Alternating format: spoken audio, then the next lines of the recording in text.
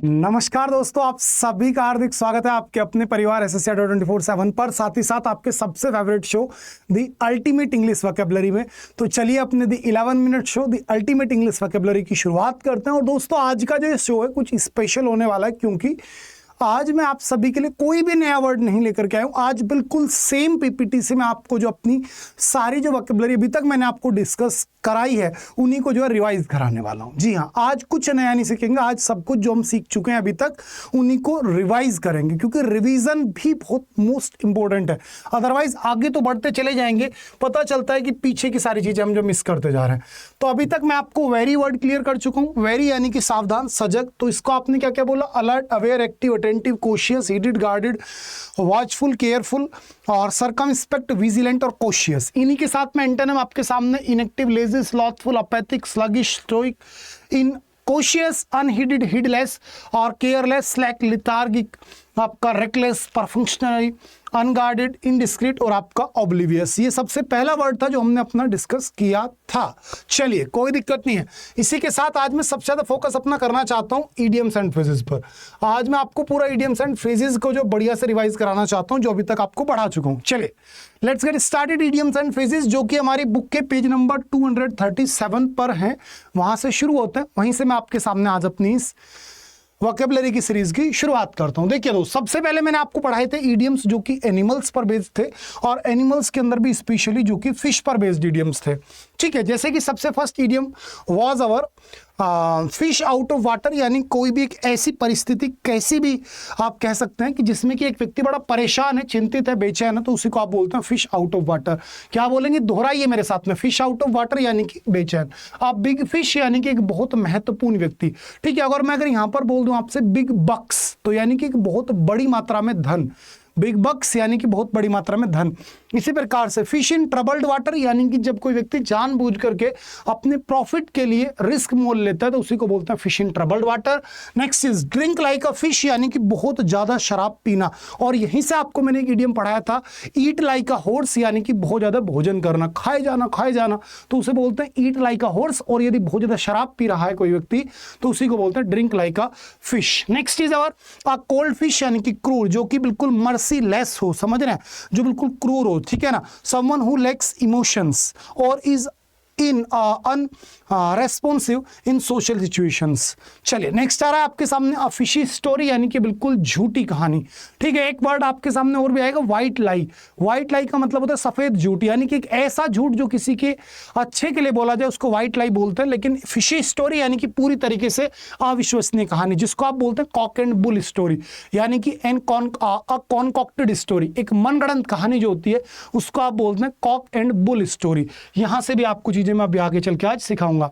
Next आपके सामने आता है प्यारे बच्चे फिश फॉर अ कॉम्प्लीमेंट, यानी कि दूसरों से प्रशंसा या फिर सराहना प्राप्त करने का प्रयास करना। अगर आपने किसी दूसरे व्यक्ति से थोड़ा सा अपने लिए प्रयास किया कि भाई मेरे को बढ़िया से प्रशंसा मिले और मुझे भी लोग बाग जो है काफी अप्रिशिएट करें, तो उसको बोलते हैं बेटा fish for a compliment. Neither fish NOR foul, यानी कि कोई भी एक ऐसा व्यक्ति या फिर वस्तु जिसको आप चाह करके भी कैटेगराइज ना कर सकें। कैटेगराइज ना कर सके यानी कि आप उसे किसी कैटेगरी में रख ही नहीं पा रहे। आप ना ही तो उसको इंसानों की कैटेगरी में रख पा रहे, ना ही जानवरों की कैटेगरी में। तो कोई भी ऐसी चीज जिसकी कोई कैटेगरी ना बनी हुई हो उसी को आप बोलते हैं neither fish nor foul. Next shooting fish in a barrel, यानी कि बहुत आसान कार्य, जिसके लिए मैंने आपको पढ़ाया केक वॉक, आप पीस ऑफ केक, समझ रहे हैं, या फिर आपके सामने shooting fish in a barrel. इन सभी का एक ही मीनिंग होता है बहुत आसान कार्य। क्या होता है? बहुत आसान कार्य। टू हैव अदर या फिर अ बिगर फिश टू फ्राई, यानी कि और ज्यादा महत्वपूर्ण कार्य का होना। यदि किसी व्यक्ति के पास और भी ज्यादा इंपॉर्टेंट टास्क है तो उसे बोलते हैं टू हैव अदर और bigger fish to fry. Next आपके सामने इडियम्स आते हैं हॉर्स पर based, to beat a dead horse, यानी कि बिना मतलब किसी ऐसे मुद्दे पर व्यर्थ करना अपना समय और एनर्जी जिससे आपको कोई रिजल्ट नहीं मिलेगा। To flog a dead horse, यानी किसी एक ऐसी परिस्थिति को बदलने की कोशिश करना जो ऑलरेडी खराब हो चुकी है। और to put the cart before the horse, यानी गलत क्रम में कार्य को करना। अगर आपकी जो सीरीज है, कार्य करने का पैटर्न है, वही गलत है तो उसी को आप बोलते हैं to put the cart before the horse. और ईट लाइक अ हॉर्स अभी आपको पढ़ाया है, बहुत ज्यादा भोजन करना। नेक्स्ट आपके सामने आता है प्यारे भैया straight from the horse mouth, यानी कि विश्वसनीय स्रोत से मिली जानकारी जिस पर आपको दोबारा से सोचने की जरूरत नहीं पड़ेगी, उसको आप बोलते हैं straight from horse mouth. Next आता है होल्ड योर हॉर्सेस, यानी अपने आप पर काबू करना, अपने आप पर काबू करना। नेक्स्ट आपके सामने हॉर्स ट्रेड, यानी कि जब आप सफलतापूर्वक अपने दम पर, अपने टैलेंट के दम पर और बढ़िया से बिजनेस करते हैं तो उसी को आप बोलते हैं horse trade. Next is our horse sense, यानी कि बहुत बढ़िया आपके पास बेटा प्रैक्टिकल और कॉमन सेंस का होना। ठीक है, नेक्स्ट आपके सामने आता है इडियम्स जो कि आपके डॉग पर बेस्ड होंगे। जैसा कि सबसे पहला डॉग इन अ मैनेजर, यानी कि एक बड़ा बेकार आदमी।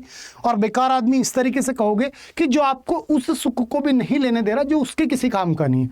होता है ना कुछ लोग कि नहीं नहीं भले ही मेरा नुकसान हो जाए लेकिन मैं तुम्हें फायदा नहीं पहुंचने दूंगा, तो ऐसे व्यक्ति को आप क्या बोलेंगे? Dog in the manger. Let sleeping dog lies, यानी कि जो राज है उन्हें राज ही रहने दो, उनको मत खोलो। और यदि कोई राज को ओपन कर रहा है, यानी कि राज को खुलेआम सरेआम नीलाम कर देता है, तो उसे बोलते हैं let the cat out of the bag, या फिर स्पिल द बीन्स। दोनों का मतलब होता है राज को खोल देना, टू रिवील अ सीक्रेट। ठीक है ना, let the cat out of the bag या फिर स्पिल द बीन्स, दोनों का मीनिंग है भाई राज खोलना। Next, fighting like cats and dogs, कुत्ते बिल्ली की तरह लड़ना। आपने देखा कभी कुत्ते बिल्ली एक साथ बैठते हैं? नहीं भाई, हमेशा लड़ते हैं, यानी कि बड़ा दयनीय जिंदगी और बहुत खराब तरीके से लड़ना। और रेनिंग कैट्स एंड डॉग्स, यानी बेटा बहुत ज्यादा बारिश होना, यदि मूसलाधार बारिश हो रही तो उसे बोलते हैं raining cats and dogs. Next, to lead a dog's life, बड़ी दयनीय जिंदगी, समझ रहे, बड़ा दुखद जीवन, एक इतना मतलब एक तरीके से दुखद जीवन जिसमें कि व्यक्ति अपने लिए मतलब सही मायने में बात करें रोटी रोजी नहीं कमा पा रहा, कोई सुख नहीं है, तो उसे बोलते हैं लीड अ डॉग लाइफ। और टॉप डॉग यानी कि प्यारे बच्चे किसी भी विशेष क्षेत्र में महत्वपूर्ण व्यक्ति, किसी भी विशेष क्षेत्र का जो एक बढ़िया इन्फ्लुएंशियल पर्सन है उसे बोलते हैं लीड उसे बोलते हैं टॉप डॉग। और अंडर डॉग यानी कि कोई भी एक ऐसा व्यक्ति जो कि बिल्कुल खराब सिचुएशन में, जो कि बिल्कुल हारेगा ही हारेगा, अगर आप उसके साथ खड़े होते हो तो आप भी हार जाओगे, तो उसे बोलते हैं प्यारे बच्चे under dog. And in the dogs house, यानी बेटा एक ऐसा घर जहां पर बेटा कोई तुमसे अपसेट हो, स्पेशली तुम्हारा फैमिली मेंबर, तुम्हारी वाइफ, तुम्हारे हस्बैंड, कोई ना कोई अगर आपके अपने तुमसे नाराज है तो उस घर को बोलते हैं बेटा इन द डॉग हाउस। क्या बोलते हैं प्यारे बच्चे? In the dog house. इसी के साथ नेक्स्ट आपके सामने बेटा फूड पर बेस्ड इडियम्स आता हूं लेकर के। पीस ऑफ केक, बहुत आसान कार्य। स्पिल द बीन्स, बेटा राज खोलना, जो भी कोई रहस्य अगर उसे उजागर कर दे रहा है। Bring home the bacon, bring home the bacon का मतलब होता है कि जब एक व्यक्ति बहुत कम पैसा कमाए तो उसे बोलते हैं बेटा ब्रिंग होम द बेकन। और फुल ऑफ बीन्स यानी ऊर्जा से भरा हुआ, समझ रहे, जब यदि कोई व्यक्ति पूरा जीलियस है, टॉरिड है, फॉरवर्ड है, परफॉर्विड है, वेहीमेंट तरीके से काम कर रहा है, तो उसी को आप बोलेंगे फुल ऑफ बीन्स। क्या बोलेंगे प्यारे बच्चे? Full of beans. इसी के साथ like two peas in a pod, यानी कि भाई मतलब कि बहुत ज्यादा समानता किन्हीं दो चीजों के बीच में अगर आपको दिख रहा है कि बिल्कुल यार दिखने में सेम सेम है, तो उन्हें बोलते हैं like two peas in a pod. और ब्रेड एंड बटर यानी बेटा रोजी रोटी। और कूल एज कुकुम्बर यानी अपने आप पर काबू रखना, बिल्कुल चिल रहना, चाहे परिस्थिति कितनी भी खराब क्यों ना हो जाए, उसे बोलते हैं cool as cucumber, cool as a cucumber. Next आपके सामने आ गया दोस्तों श्योर ग्रेप्स, यानी अंगूर खट्टे हैं, यानी कि अगर आपको कोई चीज नहीं मिल पा रही और आप उसकी आलोचना कर रहे हैं तो उसे बोलते हैं श्योर ग्रेप्स। नेक्स्ट बेटा बिग चीज, यानी कि एक बहुत महत्वपूर्ण व्यक्ति जिसको अभी मैं पढ़ा करके आया था आपको, बिग फिश। क्या पढ़ा करके आया था प्यारे बच्चे? Big fish. Next, take someone with a grain of salt, यानी कि बेटा किसी बात को पूरी तरीके से ना मानना, अगर आप किसी बात को मानने से इंकार कर दे रहे हैं तो उसे बोलते हैं take someone with a grain of salt. Next आपके सामने एप्पल पर बेस्ड इडियम है। एप्पल ऑफ डिस्कॉर्ड, फसाद की जड़। एप्पल पाई ऑर्डर, बिल्कुल तरीके से हर चीज का व्यवस्थित होना। एप्पल ऑफ वन साइज, बेटा आंख का तारा होना। और कंपेयरिंग एप्पल्स विद ऑरेंज, यानी कि भाई दो असमान चीजों के बीच में आपने कंपैरिजन कर दिया। और एडम्स एप्पल, बेटा गले का जो आपका कंठ होता है, कंठ की बात हो रही है। बैड एप्पल यानी कि बेटा खराब व्यक्ति। और प्यारे बच्चे Apple doesn't fall from the trees, यानी कि जो बच्चे होते हैं उनमें अपने माता पिता के गुण जरूर आते हैं। इस चीज को हम किससे रिप्रेजेंट करते हैं? Apple doesn't fall from the tree. याद आ रही है चीजें? नहीं आ रही? मैंने सब पढ़ा रखा है आपको। इसी प्रकार से बेटा कलर पर बेस्ड इडियम बात करता हूं। रेड अलर्ट यानी बेटा बिल्कुल चेतावनी। रेड लेटर डे, यादगार दिन। To paint the town red, बेटा गुलछर्रे उड़ाना, जब आप मौज मस्ती करते हैं, पूरा दिन आवारागर्दी करते हैं, उसे बोलते हैं पेंट द टाउन रेड। और रेड हैंडेड, रंगे हाथों पकड़ना। इन रेड इंक, यानी कि मेरे भैया फाइनेंशियली स्थिति बिल्कुल खराब होना, और जब आप कर्जे में डूब जा रहे हो तो उसको बोलते हैं बेटा इन रेड इंक। अरे क्या बोलते हैं मेरे भाई? इन रेड इंक बोलते हैं। इसी के साथ रेड टेप, यानी बेटा जहां पे बहुत ज्यादा लाल फीताशाही हो, बहुत ज्यादा ऑफिशियल फॉर्मेलिटीज हो, उसे रेड टेप बोलते हैं। और इन द रेड, बिल्कुल सेम है बेटा, नकदी का अभाव होना, यानी कि फाइनेंशियल स्थिति डगमगा जाना। रेड कारपेट, भव्य स्वागत। और रेड इन द फेस, बेटा गुस्से से लाल होना। और टू सी रेड, क्या एक मिनट बेटा, रेड इन द फेस का मतलब होता है शर्मिंदा होना अपने किसी गलत काम की वजह से। और प्यारे बच्चे टू सी रेड यानी कि दोस्त मेरे गुस्सा होना। चलो भैया रेड की बात निपटी, तो आई हम बात किस पर? ब्लू पर। और ब्लू के अंदर पहला बेटा बोल्ट फ्रॉम द ब्लू, अचानक से आन पड़ने वाली समस्या। आउट ऑफ द ब्लू, अचानक से अगर कुछ हुआ सरप्राइज कर दिया, सभी को सरप्राइज मिला, शॉक कर दिया आपको, तो उसे बोलते हैं आउट ऑफ द ब्लू।